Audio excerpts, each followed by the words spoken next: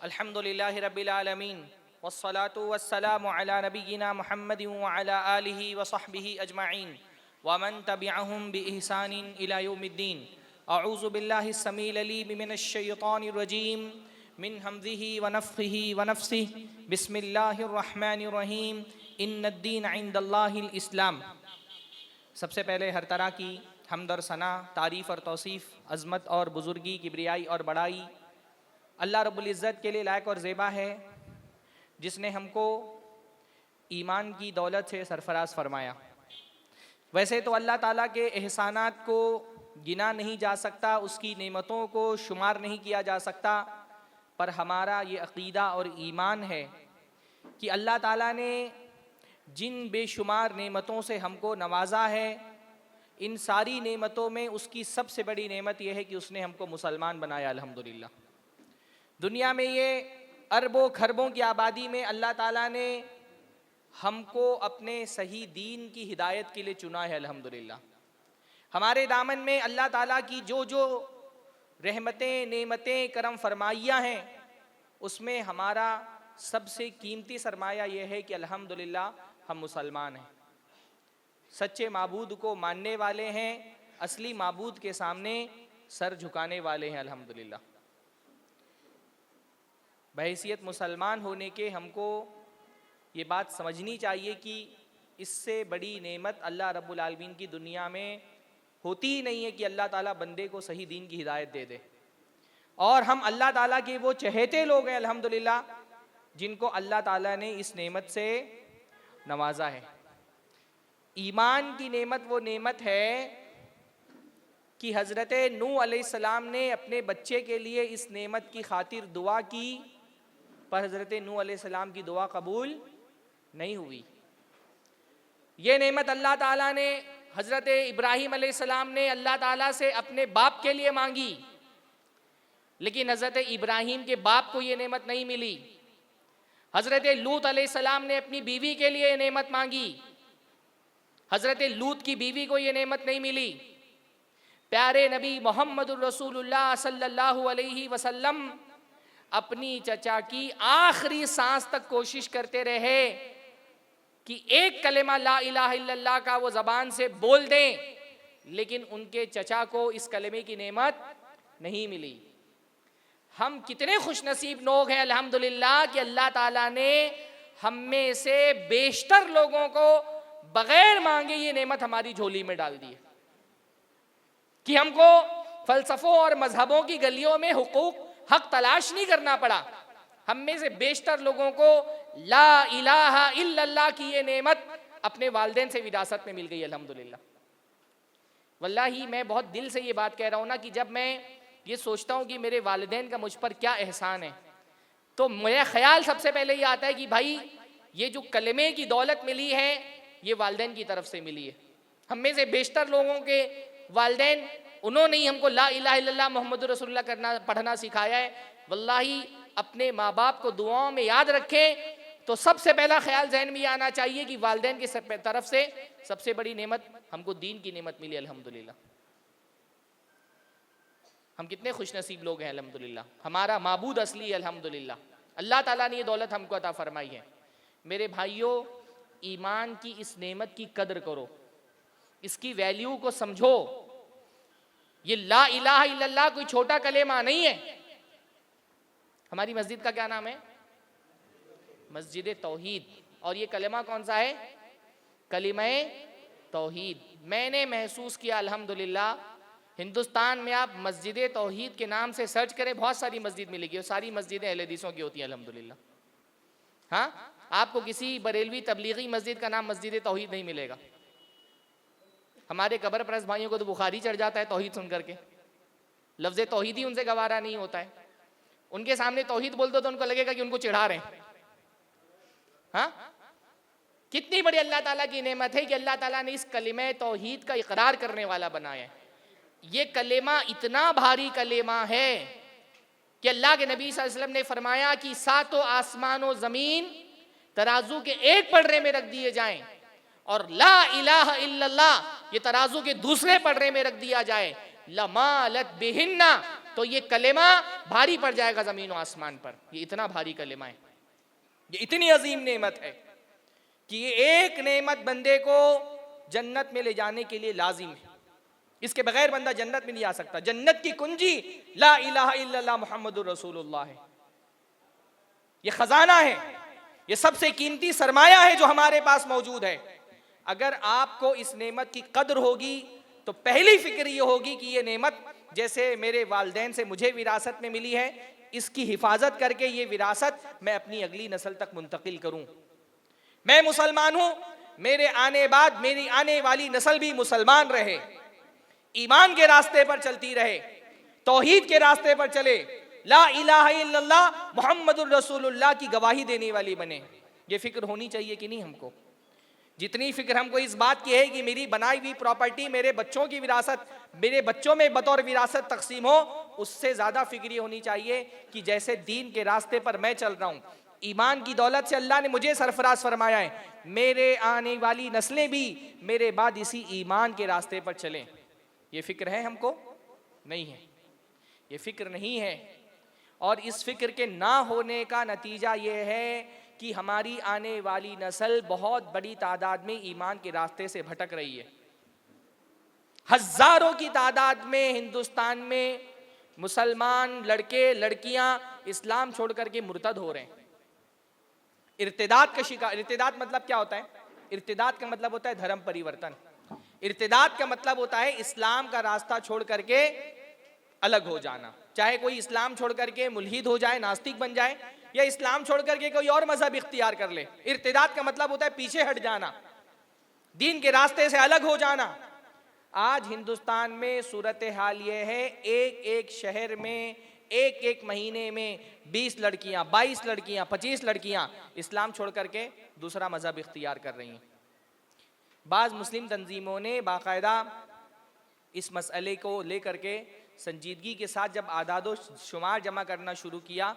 आपको पता है पूना छोटा सा शहर है, पूना में आदादो शुमार जमा किए गए, एक एक महीने में 18 लड़कियां, 19 लड़कियां, 20 लड़कियां, 22 लड़कियां मुर्तद हो रही हैं एक महीने में।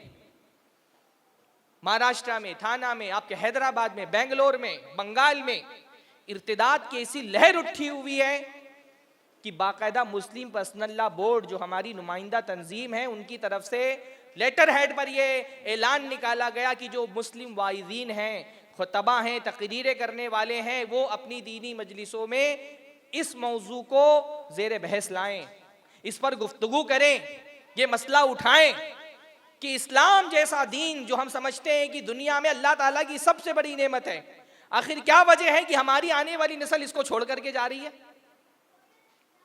इसके असबाब तलाश करें, इस पर गौर करें। हमारी प्रायोरिटी की लिस्ट में इससे ज़्यादा अहम कोई बात हो सकती है? भाई मसाइल का हिंदुस्तान में जो सूरत हाल है, मसाइल की कमी नहीं है। तालीमी मसाइल हैं, समाजी मसाइल हैं, माशी मसाइल हैं, माली परेशानियां हैं, सियासी मजलूमियत महकूमियत है, मसाइल की बहुत लंबी फहरिस्त है। लेकिन क्या इससे बड़ा मसला भी हमारे लिए कोई हो सकता है कि भाई हमारी नस्ल इस्लाम छोड़ करके जा रही है? कोई सियासी, समाजी, माशी मसला क्या इससे बड़ा भी हो सकता है कि हमारे बच्चे इस्लाम छोड़ रहे हैं? पर यह मसला हमारी प्रायोरिटी की लिस्ट में ही नहीं है, इस पर गुफ्तगू नहीं हो रही, बातचीत नहीं हो रही, या बहुत कुछ हो भी जा रहा है तो गुफ्तगू और बातचीत ही हो रही है। कोई अमली इक़दाम इस पूरे सूरत हाल से निपटने के लिए हमारे पास मौजूद नहीं है। देखिए, थोड़ा मोड़ा इर्तिदाद हर जमाने में होता रहा है। इससे पहले हर जमाने में ये सूरत हाल रही है कि इर्तिदाद की हल्की फुल्की लहरें उठती रही हैं। आमतौर पे इर्तिदाद का जो मसला रहा है वो एक अपर क्लास तबके में रहा है, जो लिबरल माइंडेड लोग हैं, बहुत खुले जहन के, जिनके यहाँ मजहब का कोई मसला ही नहीं है, तो उनमें कोई हिंदू मुसलमान हो जाए, कोई मुसलमान हिंदू हो जाए, उनकी ज़िंदगी में से कोई ख़ास फ़र्क नहीं पड़ता, उनकी बस सर्टिफिकेट तब्दील हो जाती है। लेकिन इस वक्त जो सूरत हाल है उसमें मसला ये नहीं है कि एक अपर क्लास तबका है जो इस्लाम छोड़ करके जा रहे हैं। तकरीबन हर क्लास के लोग, अमीर गरीब, शहरों में, देहातों में, जुनूब में, शिमाल में, मशरिक में, मगरिब में, हिंदुस्तान के हर खित्ते से मुसलसल मुसलमान लड़कियों के मुर्तद होने की खबरें आ रही हैं। मुर्तद समझ रहे हैं ना कि बार बार दोहराना पड़ेगा। मुर्तद समझ रहे हैं ना, जो इस्लाम छोड़ करके चला जाए। मुसलसल उसकी खबरें आ रही हैं। मैं मुंबई में रहता हूं, मेरे पास दसियों केसेस आए, दसियों केसेस मेरे पास आए। अभी जल्दी आपने देखा होगा एक वीडियो वायरल हुई, एक बाकायदा दरसे निज़ामी की फारिग आलिमा लड़की मुर्तद हो गई। मैं पर्सनली एक बहुत बड़े आलिम दीन को जानता हूं, मदनी, लड़की इर्तिदाद का शिकार हो गई, मुर्तद हो गई, आयशा से आशा बन गई, मैं जानता हूं पर्सनली। तो मेरे भाइयों, ये मसला सबसे पहली बात करने की यही है कि ये मसला बहुत गंभीर मसला है। थोड़ा सा अपना दिमाग खोलना चाहिए। और तकरीरें देखिए, जलसे, तकरीरें, दुरूस, इज्तिमाआत, ये मसले के हल में मुआविन होती हैं, ये मसले का हल नहीं होती हैं। जलसे बहुत अच्छी चीज़ है, जलसों से जहन खुलता है, मसाइल की एक फहरिस्त आप बना सकते हैं, एक जोश पैदा होता है, एक मोटिवेशन मिलता है। ये मोटिवेशन उस वक्त फायदेमंद है जब इस मोटिवेशन का कोई असर जलसे के बाद लोगों के अमल में दिखे, वरना तो एक कान से सुना दूसरे कान से निकाल दिया। इस वक्त इर्तिदाद के मसले में बस हम इतना ही कर रहे हैं कि जलसे कर ले रहे हैं, कॉन्फ्रेंस हो रही है, सेमिनार हो जा रहे हैं, बातें हो रही हैं। ये मैं नहीं कह रहा बातें होनी चाहिए, लेकिन सिर्फ बातों से मसला हल होने वाला नहीं है। ये मसला बहुत गहरा है। आप देखिए, एक मुसलमान को इसकी बहुत फिक्र होनी चाहिए कि भाई मैं जैसे ईमान के रास्ते पर जिंदगी भर चलता रहा, पहले तो मुझे अपनी ईमान की फिक्र करनी चाहिए कि मेरी मौत ईमान की हालत पर हो। तवफ़्फ़नी मुस्लिमा, हजरत यूसुफ अलैहिस्सलाम अल्लाह से दुआ करते, अल्लाह ताला मुझे इस हालत में मौत देना कि मैं मुस्लिम हूं। और उसके बाद अपने आने वाली नस्ल के बारे में फिक्र करनी चाहिए कि मेरी आने वाली नस्ल मुसलमान रहे। खास तौर पे जो क़यामत का करीबी दौर होगा, अल्लाह के नबी ने फरमाया ये दौर शदीद तरीन फितनों का होगा। और ये फितने सिर्फ शहवात के फितने नहीं होंगे, ये फितने शुबुहात के भी फितने होंगे। देखिए, शैतान जो है ना, दो तरह के हथियारों से हम पर हमला करता है। शैतान के दो हथियार हैं, एक हथियार है शुबुहात का हथियार और एक हथियार है शहवात का हथियार। शुबुहात जिसके जरिए से शैतान हमारे ईमान पर हमला करता है, और शहवात जिसके जरिए से शैतान हमारे अमल पे हमला करता है। शुबुहात का मतलब क्या होता है? शुबुहात का मतलब होता है शक। शुबहा ये यकीन की जिद है, यकीन का अपोजिट है शक, शुकूक, कंफ्यूजन। दीन के मामले में बंदे के ईमान में, उसके यकीन में शक डाल देना। शुबहात क्या करते हैं? शुबहात के जरिए से शैतान हमारा ईमान छीन लेता है। और दूसरा फितना शैतान का कौन सा होता है? शहवात का फितना। शहवात के जरिए से शैतान हमारे अमल में हमला करता है। वो क्या करता है? शहवात का मतलब होता है डिजायर्स, ख्वाहिशें, आरजुएं। ये आरजुएं हमको अमल से दूर कर देती हैं। नींद की आरजू हमको फजर से दूर कर देती है। माल हराम की आरजू हमको सदक़ात और खैरात से, ज़कात से दूर कर देती है। तो ये दो फितने बड़े फितने हैं। और इसमें जो शुबहात का फितना है वो शहवात के फितने से बड़ा फितना है। यहूद जो है वो शहवात के फितने का शिकार हुए, और नसारा जो है वो शुबहात के फितने का शिकार हुए। इसलिए जब हम अल्लाह ताला से हिदायत मांगते हैं ना, तो हिदायत का मतलब ये होता है अल्लाह ताला हमको शुबहात के फितनों से भी बचा और शहवात की फितनों से भी बचा। पर अल्लाह के नबी सल्लल्लाहु अलैहि वसल्लम ने बताया क़यामत के करीब ऐसा दौर आएगा जब फितने कसरत से नादिल होंगे। युस्बिहुर रजुलु मुअमिनन व युमसी काफिरा, एक आदमी सुबह के वक्त मोमिन होगा, शाम होने तक के काफिर हो जाएगा। अपने ईमान की दौलत को लुटाने में उसको 12 घंटे नहीं लगेंगे। व यमसी मुअमिनन व युस्बिह काफिरा, शाम के वक्त मोमिन होगा, सुबह को काफिर हो जाएगा। ये फितने इतने शदीद होंगे। इसलिए मेरे भाइयों, सबसे पहले तो अपने ईमान की हिफाजत ज़रूरी है।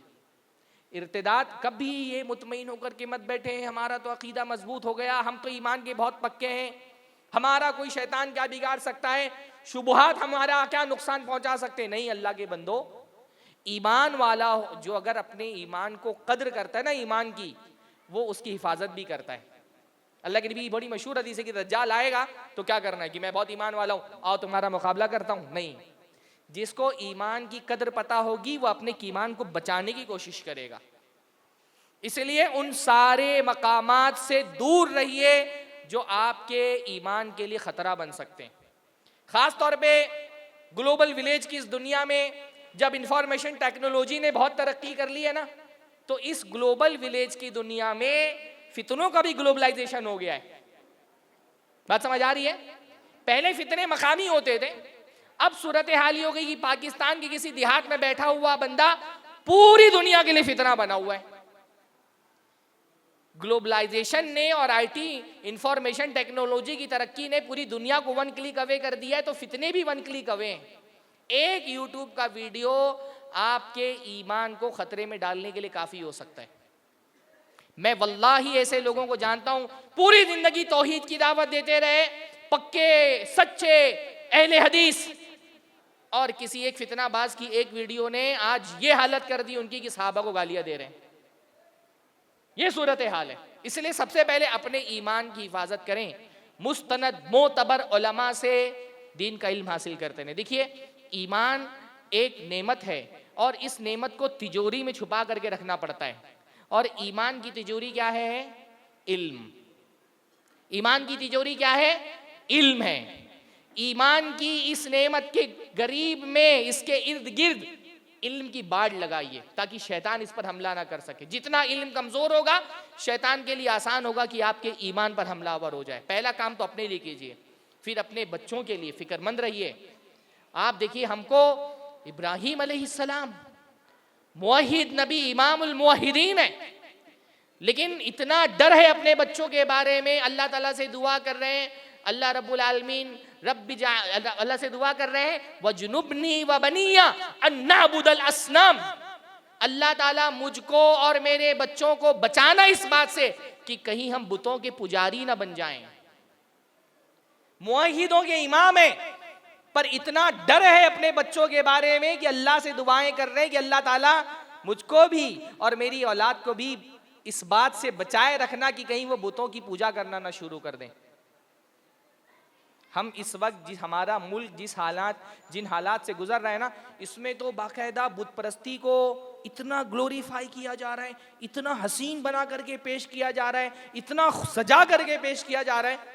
बहुत इम्कान इस बात का है कि हमारी आने वाली नस्ल बुत परस्त हो जाए। डरिए आप इससे।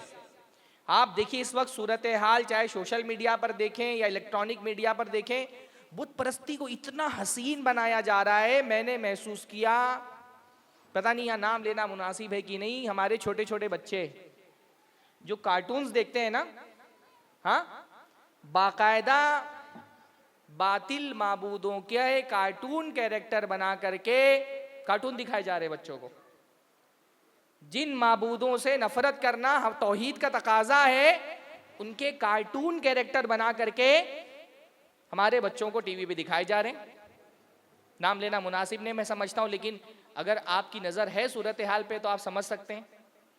हमारे बच्चे इन माबूदों के बारे में कार्टूनों के जरिए से ये सीख रहे हैं कि इन माबूदों के पास सुपर पावर होते हैं और मुश्किल वक्त में ये माबूद बचाने के लिए आते हैं, परेशानियों में मसले हल करते हैं।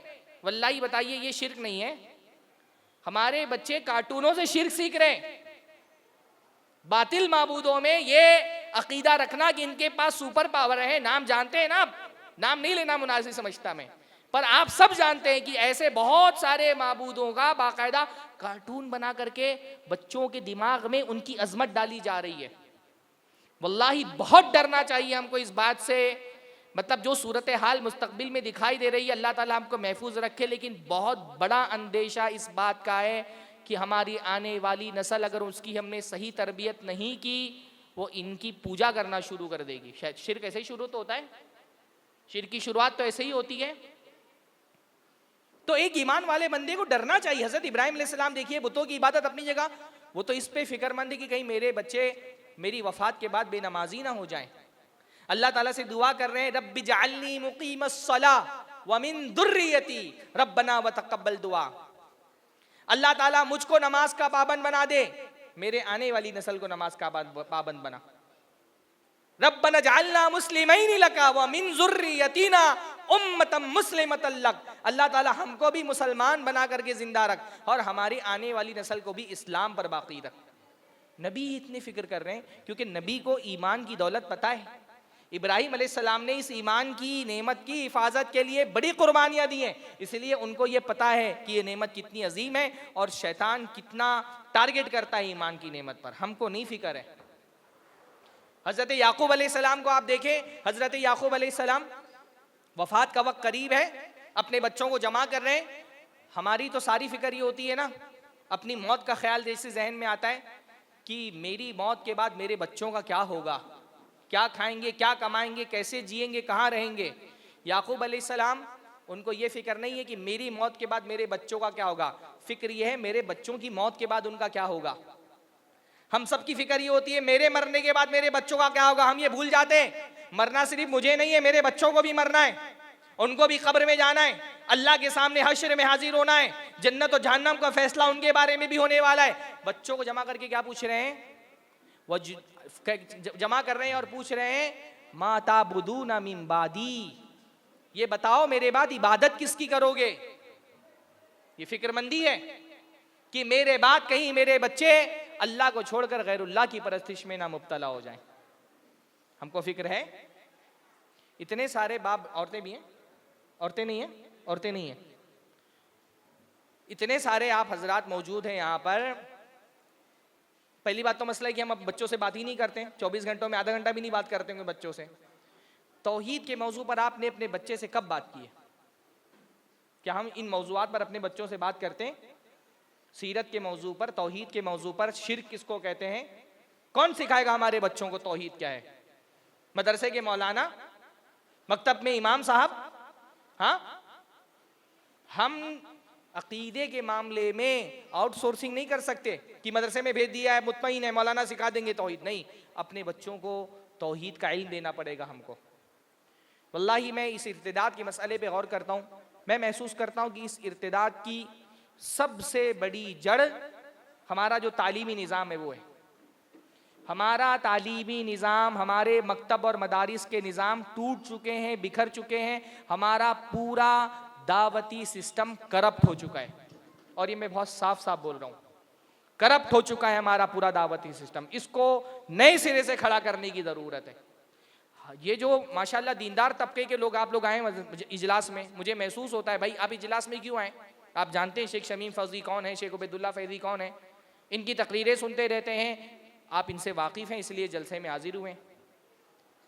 सोशल मीडिया की इस्तिलाह में एक चीज़ कहते हैं ना कि बहुत सारी हकीकतें उसका तज्जिया करते हुए ना हम अपने करीब के लोगों को देखते हैं। हमको लगता है हमारे करीब में सारे लोग माशाल्लाह दीनदार हैं, नमाजी हैं, तो हमको लगता है सोसाइटी तो ऐसे ही है, सोसाइटी में माशाल्लाह दीनदार लोग हैं, उल्मा को जानने वाले, समझने वाले हैं। हाँ, लेकिन आप मुसलमान सोसाइटी की हकीकत ये नहीं है। मुसलमान सोसाइटी की हकीकत ये है कि मुसलमान सोसाइटी इस्लाम से उसका ताल्लुक टूट चुका है। मुस्लिम कौम का इस्लाम से न इल्मी सतह पर ताल्लुक है, न अमली सतह पर ताल्लुक है, न तहजीबी सतह पर ताल्लुक है। तो जब सारा ताल्लुक टूट चुका है, ईमान किसको कहते हैं, ईमान की लज्जत क्या है, ईमान का टेस्ट क्या है, ये आम मुसलमान को पता ही नहीं। तो ये इर्तिदाद की सबसे बड़ी वजह ये है कि जो एक ताल्लुक इस्लाम से होना चाहिए वो ताल्लुक है ही नहीं। देखिए, ईमान में ना एक टेस्ट होता है, ईमान की एक लज्जत होती है। ये लज्जत जिसको मिल जाएगी वो इस्लाम छोड़ना तो बहुत दूर की बात, वो एक वक्त की नमाज नहीं छोड़ पाएगा। होता है ना ईमान में टेस्ट। हाँ, अल्लाह के नबी सल्लल्लाहु अलैहि वसल्लम ने बताया ना, ज़ाक़त तअमल ईमान, उस बंदे ने ईमान का मजा चख लिया। इसका मतलब ईमान का एक टेस्ट होता है, ईमान की एक स्वीटनेस होती है, ईमान में एक लज्जत होती है। जिसको ईमान की लज्जत मिल जाएगी वो इस्लाम छोड़ेगा, वो अपनी जान कुर्बान कर देगा, ईमान नहीं कुर्बान कर पाएगा। हजरत मूसा अलैहिस्सलाम के दौर में देखिए, फिरौन ने अपने जादूगरों का मुकाबला कराया हजरत मूसा अलैहिस्सलाम से। जादूगरों ने अपनी रस्सियां फेंकी, हजरत मूसा ने अपनी लाठी फेंक दी, लाठी सारे रस्सियों को खा गई। जादूगरों को समझ में आ गया कि ये मूसा कोई आम बंदा नहीं है, फौरन ईमान ले आए। अभी बहुत वक्त नहीं हुआ, ये पैदाइशी मुसलमान नहीं है, थोड़े चंद लम्हात गुजरे हैं अभी इस्लाम कबूल करके। फिरौन कहता है आमन तुम भी क़ब्ल अन आदन लकुम, इससे पहले कि मैं तुमको इजाजत देता तुम पहले ईमान ले आए। कहा मैं लउसल्लिबन्नकुम फी जुज़ूइन नखली, मेरी इजाजत के बगैर तुमने हिम्मत कैसे की इस्लाम कबूल करने की, मैं तुमको सूली पर चढ़ा दूंगा, खजूर के तनों पर, हाथ पैर तुम्हारे कटवा दूंगा। थोड़े वक्त का ईमान है, लेकिन ईमान की लज्जत ऐसी मिल गई ना, फिरौन को कहा कटवा दो हमारे हाथ पैर, चढ़वा दो हमको सूली पर, अब इस ईमान के रास्ते से हम वापस नहीं फिरने वाले। जान चली जाए ईमान हाथ से ना जाने पाए। ये मरहले पे बंदा कब पहुंचता है, जब उसको ईमान की लज्जत मिल जाती है। अल्लाह के नबी ने फरमाया ना, ईमान की लज्जत मिल गई उस बंदे को जो कुफ्र में जाने को उतना ही नापसंद करे जितना आग में डाले जाने को नापसंद करता है। असहाबुल उखदूद का वाकया पढ़े आप सूरह बुरूज में, लंबा वाकया है, मौका नहीं मेरे पास बताने का। एक पूरी कौम आग जलाई गई खाई में और उसको ढकेल दिया गया सिर्फ इस जुर्म में कि वो ईमान ले आए। सारी कौम, पूरी की पूरी कम्युनिटी आग में जलने को तैयार हो गई, कूद गए आग की वादी में, ईमान को हाथ से जाने नहीं दिया। ये क्यों? क्योंकि उनको ईमान की लज्जत मिल गई। ये हमारे बच्चे बच्चियां, ये जो इस्लाम छोड़ करके इर्तिदाद का शिकार हो रहे हैं, ये कौन लोग हैं? इनको ईमान की लज्जत से कोई वाकफियत नहीं है। लज्जत कैसे मिलेगी जब इस्लाम से ताल्लुक ना इल्म की सतह पर है, ना अमल की सतह पर है, ना तहजीब की सतह पर है। भाई इस्लाम से एक ताल्लुक होता है, इल्म का ताल्लुक, कि बंदे को ईमान और इस्लाम का इल्म हो। आपका क्या ख्याल है, जो हमारा टिपिकल किस्म का नौजवान, टिपिकल मैं इसलिए बोल रहा हूँ माशाल्लाह आप सब दीनदार लोग हैं, यहाँ तो इंशाअल्लाह जो लोग हम बैठे हैं ना, यहाँ तो आप इंशाअल्लाह ताला ये सब दीन की मुनासिबत से हम जुड़े हैं, उलमा की मुनासिबत से आप तशरीफ़ लाए हैं, तो आप अपने इर्द गिर्द मत देखिए। वो आजकल यूट्यूब पे होता है ना सोशल एक्सपेरिमेंट, आप किसी मुसलमान स्कूल के बाहर खड़े हो जाएं मुसलमानों की, या जहाँ पे मुसलमान बच्चे रहते हों, या जुमा के दिन मस्जिद के बाहर खड़े हो जाएं, और वो जो टिपिकल किस्म का हमारा मुसलमान नौजवान है ना, उससे जा कर के देखें कि उसके पास दीन का कितना इल्म है। मैं गारंटी देता हूँ आपको 90% लोग ला इलाहा इल्लल्लाह का सही तर्जमा नहीं बता सकते। दीन से हमारे इल्म का इतना ताल्लुक है कि 90% लोग ला इलाहा इल्लल्लाह का सही तर्जमा नहीं बता पाएंगे। कोई ताल्लुक ही नहीं। हाँ, दरूद नहीं सही से पढ़ पाते हैं, सूरह फातिहा नहीं पढ़ना आता, सूरह फातिहा का तर्जमा नहीं पता है। भाई जिस चीज का इल्म ही नहीं है उस चीज की वैल्यू क्या रहेगी दिल के अंदर? जब बंदा जानता ही नहीं इस्लाम किस चीज का नाम है तो क्या उसकी वैल्यू रहेगी उसके पास? हर छोटे से लेके बड़े तक हर तबके का मतलब यही हाल है। मुझे एक साहब ने बताया हैदराबाद के आपके कि हैदराबाद की 2 खवातीन हज करने के लिए गई, तो काबतुल्लाह की गिर्द तवाफ कर रही थी, तो एक ने दूसरी से पूछा कि इसके अंदर है क्या, ये जो घर है काबा इसके अंदर क्या है? तो दूसरी खातून ने कहा तुमको नहीं पता, अल्लाह ताला का मजार है। क्योंकि जिंदगी भर मजारों का ही तवाफ किया ना, तो उसको लगता है वहां भी अल्लाह ताला का मजार है, नौजुबिल्लाह। ये इल्मी सतह पर ये हालत है मुसलमानों की दीन के इल्म की। अपने इर्द, जिसको कहते हैं ना इको चैम्बर, हाँ, अपने इर्द गिर्द के लोगों को मत देखिए। आपके इर्द गिर्द माशाल्लाह आप दीनदार हैं, तो आपके इर्द गिर्द वो लोग हैं जिनके पास दीन का इल्म है। अपने हल्के से बाहर निकल के देखिए, दीनी इल्म 0 है मुसलमान का। अच्छा, इल्म नहीं है, अमल भी नहीं है। हाँ, एक ताल्लुक इल्म से होता है, एक ताल्लुक अमली सतह का होता है। मुसलमान का दीन के अमल से क्या ताल्लुक है वो आपको देखना हो तो आप फजर की नमाज में नमाजियों की तादाद देख लें। फजर की नमाज हमारे मुआशरे में दीनी अमल का इंडिकेटर है। आपको देखना हो कितना % दीनदारी है मुआशरे के अंदर, आप देख लीजिए कितना % मुसलमान फजर की नमाज पढ़ते हैं। आपको एक अंदाजा लग जाएगा कि इतनी % दीनदारी है हमारे मुआशरे में। क्या ख्याल है आपका? 10% मुसलमान पढ़ते होंगे फजर की नमाज? हाँ, 10% भी नहीं है। आप में से आज कितने लोगों ने फजर की नमाज पढ़ी है? हुकूमत पाबंदी लगा दे बाबरी मस्जिद पर कि नमाज नहीं पढ़नी है तो हमारा जोश और वलवला और गुस्सा इंतहा पर पहुंच जाता है। आपको किस हुकूमत ने आपको आज फजर की नमाज में मस्जिद जाने से रोका था? हाँ, किसने रोका था आपको मस्जिद जाने से? आज जब हम खुद अपनी मस्जिदों को गैर आबाद करने पर तुले हुए हैं, हम गैरों से क्या शिकायत करेंगे? मस्जिदें आबाद कैसे होती हैं? मस्जिदें सजदों से आबाद होती हैं। आप छोड़ दें अपनी मस्जिदें, आपको अपनी मस्जिदों की अहमियत नहीं पता है, दूसरों को पता है। बात समझ आ रही कि नहीं आ रही है? अल्हम्दुलिल्लाह एक मस्जिद का क़याम हुआ है, इसको सजदों से आबाद करें। मुसलमान मस्जिद की अजमत नहीं जानते, इसलिए मस्जिद से ताल्लुक टूटा हुआ है। दूसरे जानते हैं, इसलिए एक एक मस्जिद हमारी टारगेट पर है। मस्जिद अक्सा से लेकर के बाबरी मस्जिद से लेकर के अब तो फहरिस्त बढ़ती जा रही है। हाँ, दूसरों को पता है कि मस्जिदें हमारी अजमत का पहली मंजिल है इंशाअल्लाह ताला। जिस दिन इंशाअल्लाह ताला फजर में भी हमारी मस्जिदें वैसी भरने लगेंगी जैसे जुमा के दिन भर रही हैं, इंशाअल्लाह ताला हमारा उरूज का दौर वापस लौट आएगा, क्योंकि अल्लाह की मदद इन मस्जिदों से आती है। अल्लाह ताला ने फरमाया इस्ताईनो बिस्सब्रि वस्सलाह, सब्र और नमाज से अल्लाह ताला की मदद तलब करो। हम सियासत के मैदान में आते हैं, एहतजाजात के जरिए से सड़कें बंद कर देते हैं, मैदान बंद भर देते हैं। मैं नहीं कह रहा, सियासत के अपने तकाजे वो होने चाहिए, लेकिन सियासत के अपने तकाजे हैं तो इबादत की भी अपने तकाजे हैं। अल्लाह के नबी सल्लल्लाहु अलैहि वसल्लम ने एक तरफ मुजाहिदों की सफ़े दुरुस्त की तो दूसरी तरफ मुसल्लियों की सफ़े भी दुरुस्त की। अल्लाह की मदद मस्जिदों से आएगी इंशाअल्लाह ताला। तो अमली सतह पर कोई ताल्लुक नहीं। आपको क्या लगता है जो लड़कियां मुर्तद हो रही हैं, बहुत माशाअल्लाह 5 वक्त की नमाजी हैं और मुर्तद हो जा रही हैं? नहीं, इनका दीन से अमली तो कोई ताल्लुक है नहीं। जिसका अमली सतह पर दीन से ताल्लुक मजबूत होगा, इस्लाम छोड़ना तो दूर की बात, अगर उसने ईशा की नमाज नहीं पढ़ी होगी, रात में सोने से पहले उसको घबराहट रहेगी, बिस्तर पे भी जाएगा तो घबराया रहेगा कि कहीं नींद लग गई तो मेरी फजर कज़ा हो जाएगी। टाइम खत्म हो गया है? अभी टाइम है भाई। तो इल्मी सतह पे भी ताल्लुक नहीं, अमली सतह पे ताल्लुक नहीं। एक ताल्लुक इतना हो सकता था कि तहजीबी सतह पर, भाई कल्चरल मुसलमान है, इल्म नहीं है, अमल नहीं है, कल्चर मुसलमानों वाला है। हमने इस्लामी कल्चर भी छोड़ दिया है। एक मुसलमान कल्चर में और काफिर कल्चर में कोई फर्क बाकी बचा है? कल्चर के जो मज़ाहिर होते हैं, तहजीब की जो निशानियां होती हैं, जरा गौर करें, देखें, शादियां देख लें हमारी। हाँ, एक मुसलमान शादी में और एक काफिर शादी में क्या फर्क है कि वहां पर फेरे लगाए जाते हैं और यहां पर काजी साहब निकाह पढ़ा देते हैं, इतना ही फर्क है। बाकी सारा फर्क खत्म हो गया। जितनी खुराफात एक काफिर शादी में होती है उतनी एक मुसलमान शादी में भी हो रही है।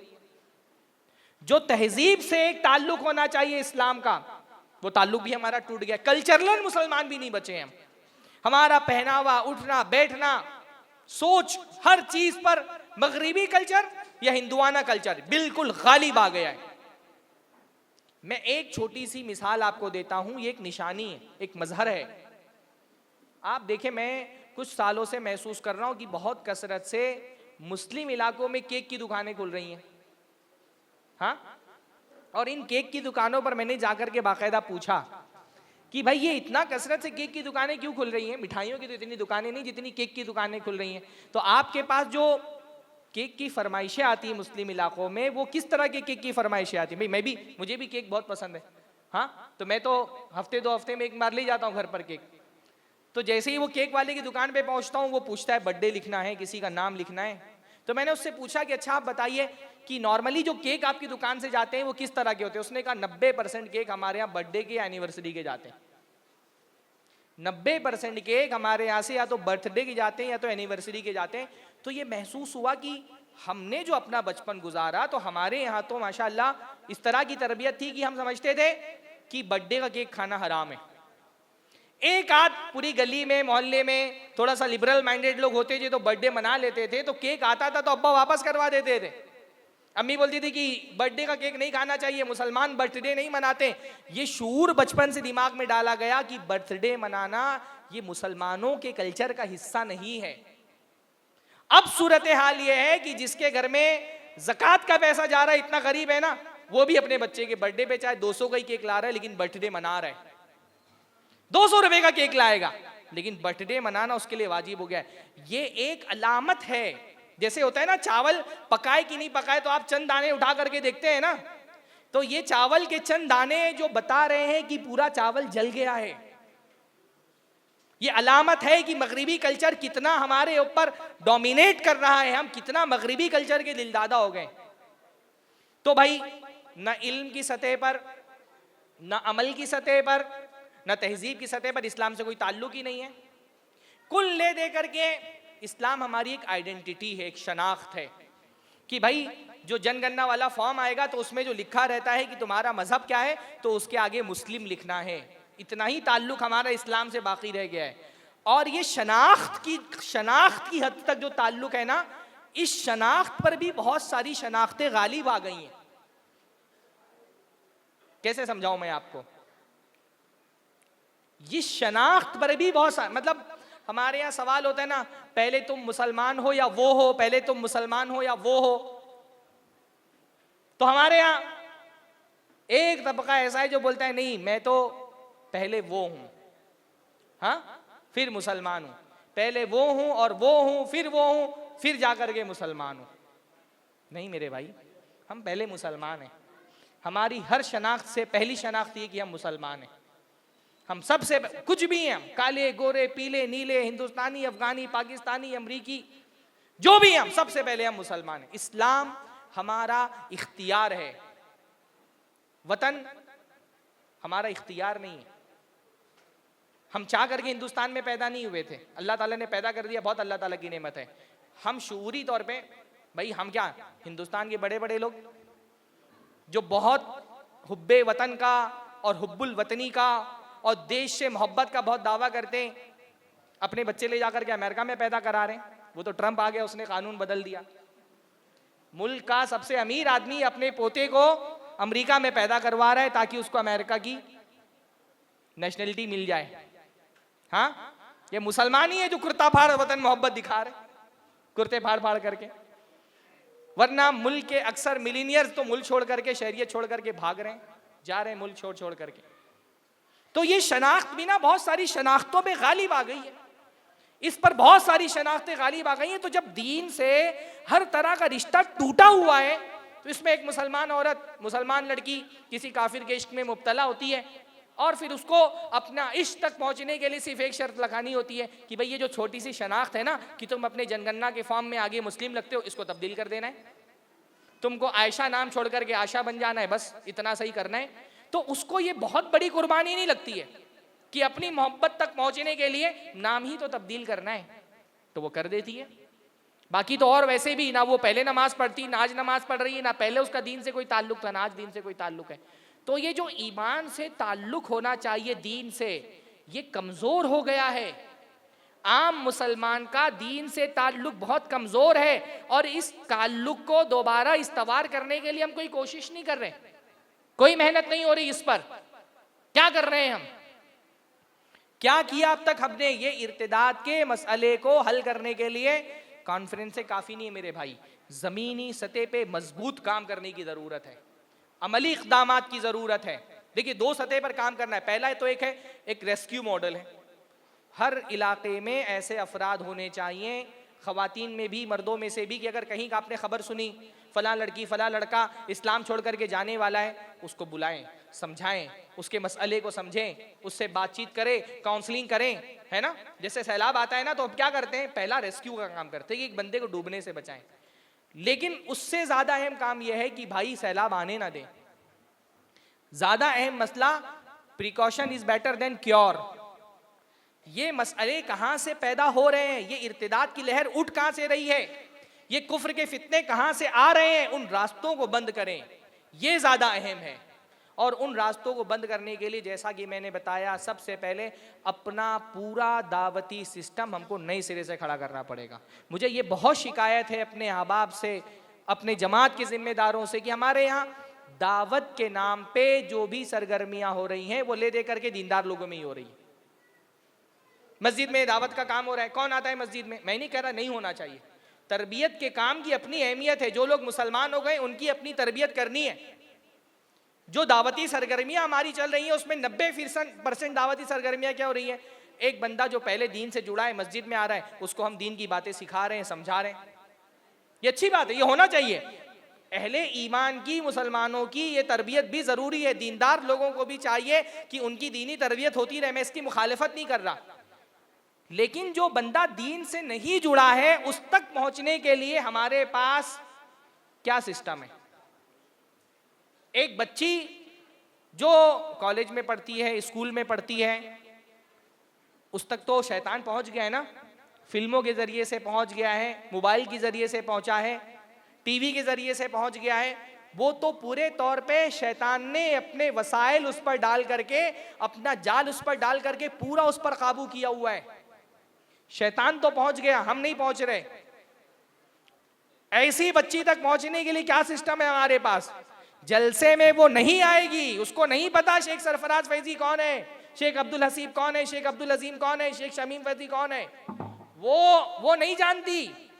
ये जो हमारे जलसों में आने वाली जनता है, ये ऑलरेडी दीन से जुड़े हुए लोग हैं। ये वो लोग हैं जो जानते हैं उलमा को, सुनते हैं उलमा को, वो मोहब्बत में आ जाते हैं। वो पब्लिक जो आपके जलसों में नहीं आ रही, मुसलमान है, दीन से टूटी हुई है, उस तक आप कैसे पहुंचेंगे? कोई सिस्टम है हमारे पास? गलत बोल रहा हूं उसकी सही बोल रहा हूं? बात समझ आ रही कि मैं क्या बोल रहा हूं? हमारी 90% आबादी दीन से टूट चुकी है।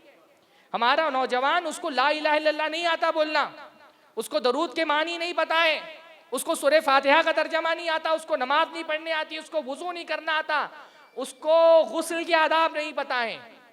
आप पब्लिक में बाहर तो निकलिए। ये स्टेज वाली दावत में जो लोग जमीन पर नहीं काम कर रहे हैं ना, सिर्फ स्टेज पर हैं, उनको पूरी सूरत हाल का सही अंदाजा नहीं है। आप अवाम में जाकर के काम करिए। मैं ऐसे भी केसेस मेरे पास आया ना, एक बंदे की शादी होकर के 30-35 साल हो गया, उसको ये नहीं पता है कि बीवी से हम बिस्तरी करने के बाद गुस्ल करना पड़ता है, उसको नहीं पता। वो ना जलसे में जाता है, ना किताबें पढ़ता है दीनी, ना उलमा से उसका राब्ता है। उसको किसी ने ये नहीं बताया कि बीवी से हम बिस्तरी के बाद गुस्ल वाजिब है, ये नहीं बताया कि हालत हैज में बीवी से हम बिस्तरी नहीं कर सकते, ये किसी ने नहीं बताया कि औरत को पीछे की तरफ से हम बिस्तरी करना मना है, जो भी उसके मसाइल होते हैं। आप पब्लिक में जाइए। आप अब ये जो इको चैम्बर हमने क्रिएट कर लिया ना, मैं भी दीनदार आप भी दीनदार, फिर हम आपस में ही लड़ रहे हैं। हमारे सारे मसाइल आपस में ही लड़ने गए ना, क्योंकि हमने हल्का जो बनाया हुआ है, सारे मसाइल अपने हल्के के ही हम देख रहे हैं। हमारे लिए बड़ा मसला वो है जो हमारे हल्के का ताल्लुक, जिससे जितना फोकस हम अपने इंटरनल सियासत पर करते हैं, जितनी मेहनत हम आपस में एक दूसरे से खींचातानी पर कर रहे हैं, उसका 50% भी अगर हम अवाम में काम करें ना, इंशाअल्लाह ताला 1-2 साल के अंदर आपको नतीजा दिखेगा। लाइए, जो मस्जिद से नहीं जुड़े हैं उनको मस्जिद में लाइए, ये भी हमारा काम है। अल्लाह के नबी सल्लल्लाहु अलैहि वसल्लम ने सिर्फ ये नहीं किया दावत के नाम पर कि जो नबी सल्लल्लाहु अलैहि वसल्लम के पास आ रहे थे उनको अल्लाह के नबी दीन की दावत दे रहे थे, जो नहीं आ रहे थे अल्लाह के नबी उन तक पहुंचते थे। दावत सिर्फ ये नहीं है कि जो आपके पास आ रहा है उसको बता दो, दावत ये कि जो नहीं आ रहा है उस तक पहुंचो। बाजार कोई अच्छी जगह नहीं, अल्लाह के ने फरमाया दुनिया की बदतरीन जगह बाजार है, मेले हैं, पर अल्लाह के नबी सल्लल्लाहु अलैहि वसल्लम मेलों में भी जा रहे हैं, घरों में जा रहे हैं। अल्लाह के नबी सल्लल्लाहु अलैहि वसल्लम ने सिर्फ उन लोगों तक दीन का पैगाम नहीं पहुंचाया जो अल्लाह के नबी तक आए, जो नहीं आए उन तक पहुंचे अल्लाह के नबी सल्लल्लाहु अलैहि वसल्लम। अल्लाह के नबी बाजार में गए। मिंबर दावत का एक बहुत बड़ा जरिया है, पर मिंबर दावत के लिए काफी नहीं है। हमको बाहर निकलना पड़ेगा, पहुंचना पड़ेगा अपनी बच्ची तक के जो इर्तिदाद के धाने पर खड़ी है। मसला ये है ना कि ये लड़की हमारी जो दीन से दूर है, ये बगैर पर्दे के बाजार जा रही है। हमारे मौलवी साहब को कोई फर्क नहीं पड़ रहा, वो बगैर पर्दे के फुल मेकअप में शादियों में जा रही है, मौलवी साहब को कोई फर्क नहीं पड़ रहा। वो कॉलेज में जा रही है, यूनिवर्सिटी पे जा रही है, पार्क में जा रही है, मॉल्स में जा रही है, पिकनिक स्पॉट्स पे जा रही है बगैर पर्दे के, मौलवी साहब को कोई फर्क नहीं पड़ रहा। जैसे ही किसी अहले हदीस मस्जिद में नमाज पढ़ने जा रही है, मौलवी साहब मिंबर पर खड़े होकर के तनतना के खुतबा दे रहे हैं, औरतों का मस्जिद में जाना फितना है। हाँ, वो बाजारों में जा रही है, फितना नहीं हो रहा। वो स्कूलों और कॉलेजों में जा रही है, फितना नहीं हो रहा। वो मॉल्स में जा रही है, फितना नहीं हो रहा। वो पिकनिक मनाने जा रही है, फितना नहीं हो रहा है। मस्जिद में आ रही है, फितना हो जा रहा है। गोया की दुनिया के बदतरीन लोग मस्जिद में ही आते हैं। हाँ, औरत मस्जिद में नहीं महफूज है, बाकी हर जगह महफूज है। जितनी तकरीरें मिंबरों पर औरतों के मस्जिद में जाने के खिलाफ हुई है, उतनी यूनिवर्सिटी और कॉलेज और मॉल और पिकनिक पर जाने के खिलाफ नहीं हुई है। अभी भी हमारे भाइयों का जहन नहीं खुल रहा। मेरे भाइयों, इर्तिदात ने अपने दरवाजे खोले हुए हैं हमारी बच्चियों के लिए, और हमने मस्जिद के दरवाजे बंद कर दिए उनके लिए। अपने दरवाजे नहीं खोलोगे तो वो पहुंच जाएगी इर्तिदात के दरवाजे फलांग करके इर्तिदात के रास्तों पर। अब भी होश नहीं आ रहा है लोगों को। तो पूरा दावत का सिस्टम चेंज करिए, अपना तालीमी निज़ाम मजबूत करिए, मकतब अच्छे बनाइए। दीन से जो ताल्लुक बनता है इमोशनल की सतह पर, वो मकतब में बनता है। दीन का इल्म, दीन पर अमल का जज्बा, दीन से तहजीबी लगाओ, दीन से मजबूत जुड़ाओ, ये कहाँ होगा? ये बचपन में होगा। हमारे यहाँ कभी अहले हदीस यूनिवर्सिटी खोलने की बात होती है, ले लोगों में जोश और जज्बा आ जाता है। यूनिवर्सिटी हमारे मसलों का हल नहीं है, मकतब हमारे मसलों का हल है, अच्छी स्कूलें हमारे मसलों का हल है। आप देखिए हिंदुस्तान में आप किसी क्रिश्चियन कम्युनिटी की यूनिवर्सिटी जानते हैं? हाँ, यूनिवर्सिटी जानते हैं आप कि क्रिश्चियंस जो हैं उन्होंने कोई यूनिवर्सिटी खोली हो मुसलमानों के लिए, या आम कोई यूनिवर्सिटी खोली हो? और स्कूल? हाँ, कोई इलाका नहीं बचा है हिंदुस्तान का जहां पे कोई क्रिश्चियन कम्युनिटी की स्कूल ना हो। हाँ, सेंट फला, सेंट फला, सेंट फला, हर इलाके में हम डोनेशन देते हैं, पैसा देकर के अपने बच्चों को वहां पढ़ाते हैं, क्योंकि वो लोग ये जानते हैं कि बच्चों की असल जहन साजी यूनिवर्सिटीज में नहीं होती है, असली जहन साजी निचले तबके में बचपन में होती है। तो वो सारा फोकस उनका किस पर है? बच्चों की तालीमी निज़ाम को काबू में करने पर है। हाँ, हम तो पूरे पूरे इलाके में ढूंढते हैं, एक अच्छी मुस्लिम स्कूल नहीं मिलती है। जो थोड़े बहुत लोग खोल भी रहे हैं, इस्लामी स्कूल के नाम पे सिर्फ ठगी चल रही है। हाँ, जितने इस्लामी स्कूल देखे सिर्फ ठगी चल रही है इस्लाम के नाम पर। वो बेचारा ना एकेडमिक में रह जाता है, ना इस्लामी का कुछ बन पाता है उससे। ऐसी तालीम हो रही है हमारे यहाँ पर। मकतब का निज़ाम बहुत मजबूत करें। आप क्या चलते हैं मस्जिद में मकतब ना? हाँ, मस्जिद में मकतब चलते हैं ना, मजबूत मकतब का निज़ाम बनाएं, अपना निसाब अच्छा बनाएं, बच्चे को अकीदा पढ़ाएं। हमारे यहाँ बच्चे की दीनी तालीम के नाम पे ज़्यादा से ज़्यादा क्या हो रहा है कि उसको कुरान पढ़ना आ जाए। सारा दीनी तालीम हमने भी बचपन में ही सीखा। सारी दीनी तालीम क्या है? अलिफ बे ते से पढ़ना शुरू कराओ, फिर हिज्जे से कुरान पढ़ाओ, फिर रवानी से कुरान पढ़ना आ जाए। एक बार कुरान खत्म कर दिया, हम सोचते हो गई बच्चे की तालीम। नहीं मेरे भाई, दीनी तालीम में कुरान बाद में है, अकीदा पहले है। बात समझ आ रही है? पहले बच्चे को अकीदा सिखाओ। दीनी तालीम का जो निसाब अल्लाह के नबी ने बताया बनाया है, उस निसाब में पहले अकीदा है, फिर कुरान है। साहबी कहते हैं तअल्लमनल ईमान सुम्मा तअल्लमनल कुरान फज़ददना ईमाना। हमने अल्लाह के नबी से पहले ईमान सीखा, फिर कुरान सीखा। तो जब कुरान सीखा दोबारा तो हमारा ईमान बढ़ गया। नबी पहले अकीदा सिखाते थे, हम बच्चों को अकीदा सिखा ही नहीं रहे। बच्चे को कलिमा तक का तर्जमा नहीं आता है सही से। पहले ईमान सिखाइए, फिर कुरान सिखाइए, फिर अल्लाह के नबी की सीरत पढ़वाइए। वल्लाही नबी सल्लल्लाहु अलैहि वसल्लम की सीरत अगर बच्चे को अच्छे से पढ़ा दी जाए ना, ये सीरत क्या करती है? नबी की सीरत दिल में नबी की मोहब्बत पैदा करती है, और दिल में नबी की मोहब्बत ये हमारे ईमान की हिफाजत करती है। बच्चे को सीरत पढ़ाइए, उसके दिल में नबी की मोहब्बत पैदा होगी, इंशाअल्लाहु ताला ये मोहब्बत बड़े होने के बाद उसके ईमान की हिफाजत करेगी। नबी से मोहब्बत के जरिए से जो ईमान से गहरा ताल्लुक बनता है ना, हम तो यही नहीं सोच सकते भाई इस्लाम छोड़ दें, नबी की उम्मत से बाहर चले जाएं। हम तो ये समझते हैं कि हमारी खुशनसीबी है कि अल्लाह ताला ने ईमान दिया और ईमान के साथ प्यारे नबी का उम्मती बनाया है। इस्लाम छोड़ देने का मतलब नबी की इस उम्मत इजाबत को छोड़ देना है। इतनी बड़ी खुशकिस्मती अल्लाह ताला ने दी है नबी सल्लल्लाहु अलैहि वसल्लम का उम्मती होने की, ये इतनी बड़ी खुशकिस्मती हम कैसे छोड़ सकते हैं? तो ये भी पूरा अपना तालीमी निज़ाम दुरुस्त करने की ज़रूरत है, दावती निज़ाम दुरुस्त करने की ज़रूरत है। कुछ और बातों की तरफ में कितना वक्त बाकी है शेख? क्या? हाँ, तो फिर ठीक, रोके रखें शेख को।